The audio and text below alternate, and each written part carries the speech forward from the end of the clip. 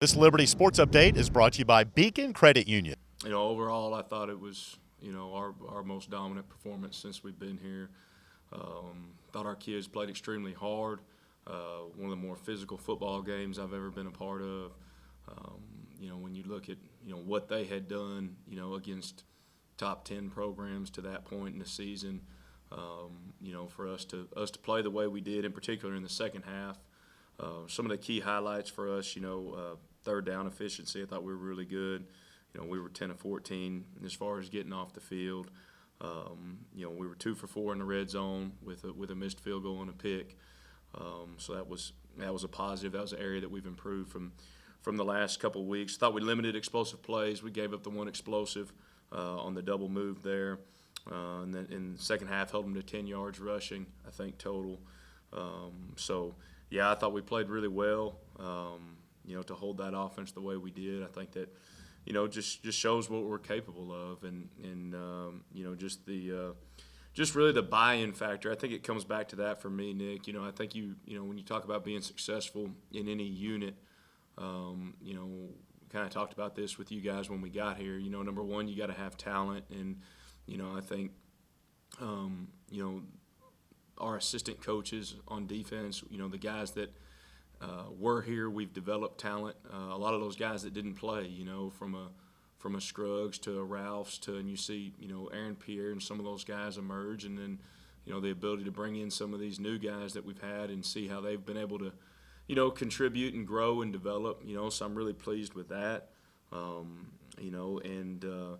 Obviously we got to be able to coach them and put them in these positions to make plays, and I think our coaching staff, I think every coach we have on defense did a phenomenal job and has really done a really good job this year, just putting our guys in position to make plays, and was pleased. I thought our guys, made some really good plays in that game to keep us in it.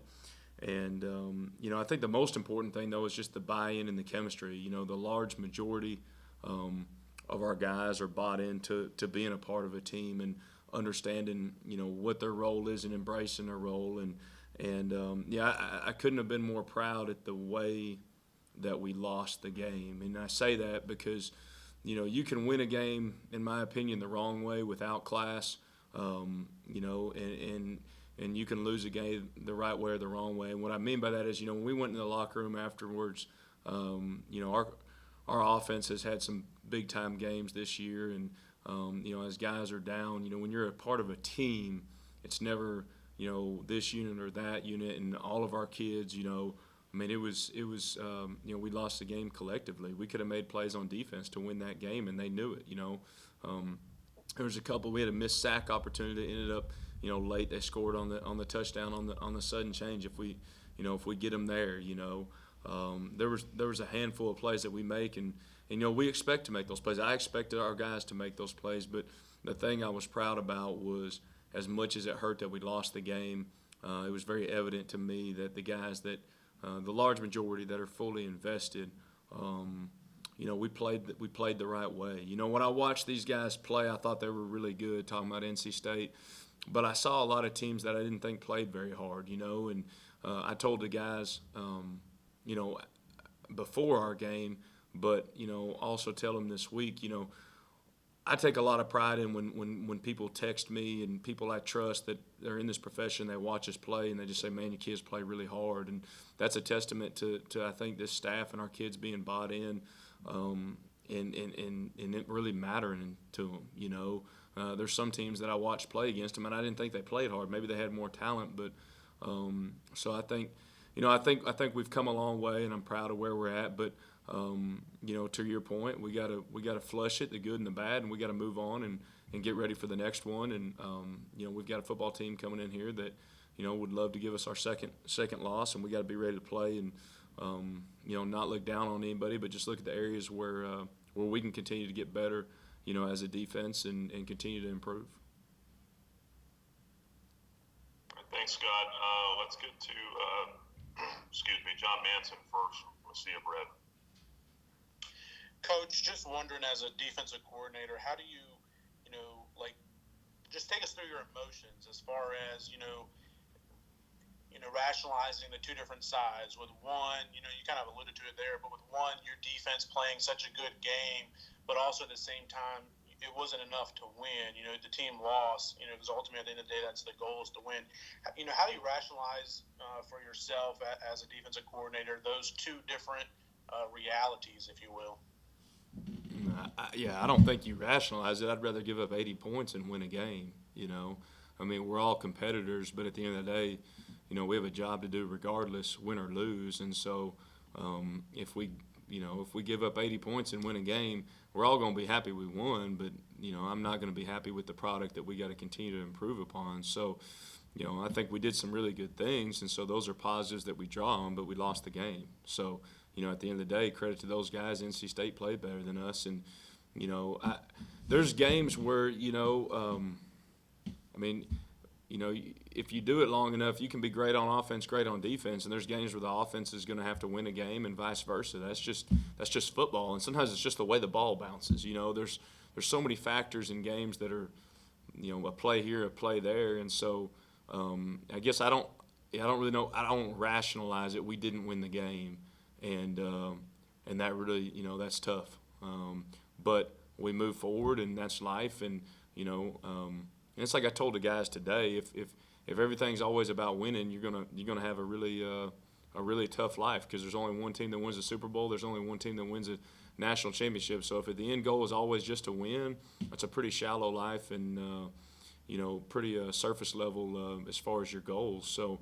I think it's about development. I think it's about growth. I think it's about, when you go through adversity, getting back up. I think that, that's why this game is so good for these young men. They're a part of a team, guys that want to be a part of a team and be a part of bouncing back when the chips are down. And I think there's so much carryover for these guys, for these young men, as they move forward into the real world. And I think that's, I think that's a huge part of playing football, is that aspect of it. So we're gonna rebound, and we're gonna regroup, and we're gonna get better, and we're gonna point the finger at ourselves, myself included, on plays that, spots and positions of that game that I could have put our kids in better situations, and that's what it's all about. So yeah, I don't really rationalize that. We lost the game.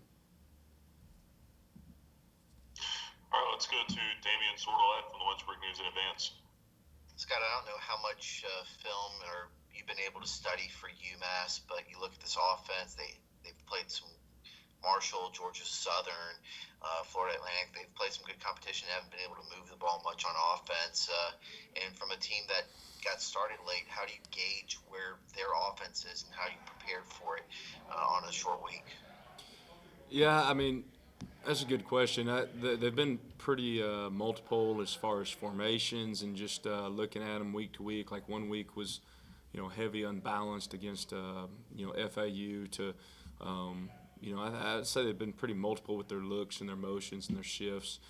Coach Bell does a good job with that. They've played multiple quarterbacks.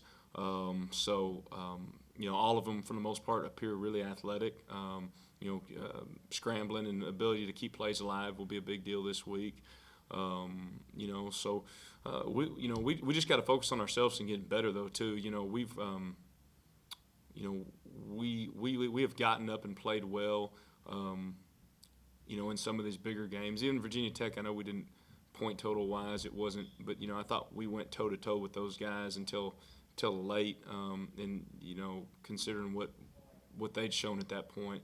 We got to come out and play our brand of football, no matter who the opponent is, whether it's Virginia Tech, NC State, UMass. I mean, they all have Division I athletes and are all good players. So I just want us to focus on us and getting better at our brand and playing assignment sound, disciplined football this week. John, go ahead. Coach, from my perspective, it looked like Akil Washington probably played his best game of the year so far on Saturday. Was very productive, making plays and whatnot. How pleased are you with his production so far this season, as a true freshman? Yeah, he's a big time player, and he's just going to get better and better. And I think he's going to be, one of these guys that down the road, 2-3 years, next year from now, is a face of the program guy. And that's just an example of being bought into your role. Obviously, he's got a great player in front of him in Darrell. and Akil understands that maybe his role's 20 snaps a game, but he's going to maximize those 20 snaps, and those 20 snaps have a huge impact on the football game. And so that's what great teams have, and that's what we expect those guys to be ready when their number's called. But yeah, I thought he had a really big game, especially as a young guy in that game. I thought Scruggs played well. Really, after the first series, first series or two, we missed a lot of tackles. I thought we were kind of out of control, and then especially like for Scruggs, he really settled down. And I thought he played at a high level. I thought our corners played at a really high level. Minus the one play and a third and medium that they converted. That I thought for those two plays, thought we played really well at corner and were willing to mix it up with those guys. So yeah, those were some of the highlights. And then our inside guys, I thought same thing with Elijah. I think once the game, first couple drives, once he got into the flow of the game, I thought he really changed the game. In particular, in the run game in the second half, but late in the first.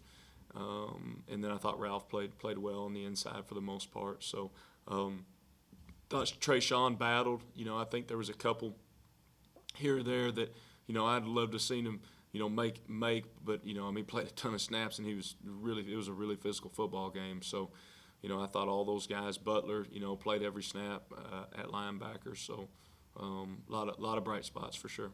But Akil was definitely one of them for a young guy.